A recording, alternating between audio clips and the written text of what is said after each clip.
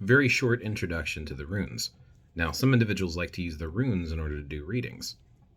That's fine, but that's a modern practice. Technically, in divination, you can use anything. You can use dice, normal playing cards, coins, whatever you like. You can do forms of scrying, like staring into water or crystals.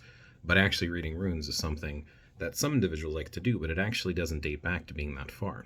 In fact, the runic script that a lot of individuals use is just an alphabet, and it's actually known as the Elder Futhark. One of the reasons it's called Futhark is basically the way that you would pronounce the first couple runes that are inside the script. The Elder Futhark is actually a Proto-Germanic script, and it actually predates the Viking era. During the Viking era, they actually used the Younger Futhark, which is sort of a shortened form. The Elder Futhark has 24 runes, where the Younger Futhark has 16. The way that you actually read them, or the way that some people read them today, they actually base this upon the old Icelandic and Norwegian rune poems. You're welcome to look that up, of course, to confirm my claim there.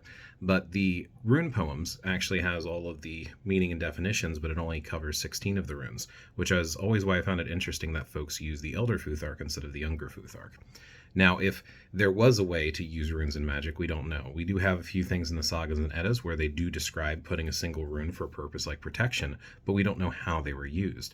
In fact, some of the examples that we have were Palfar, amulets and talismans and stuff being created were sort of like little plates, and they had full words and prayers and scripts written out on them. And I'll give you an example here. This is the Kinvi amulet. I might be mispronouncing that, but it's Kvinneby. You can look that up online, but this is Younger Futhark. Here's an example in one of the papers of the old Icelandic rune poem that talks about the meaning and definition of at least the Younger Futhark.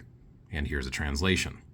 So this list here will only go through the 16 of a Younger Futhark, but it will show an Old Icelandic, and then it'll show you the translation that a lot of people use for reading.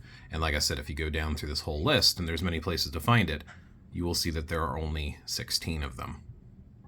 This is supposed to be one of the oldest living records of how the runes might have been used potentially, and apparently this is the Abecedarium Nordscan, and they tried to preserve it and they actually ruined it, but they do have some attempts to restore what little we have on here, and you can actually make out a few of the runes on here.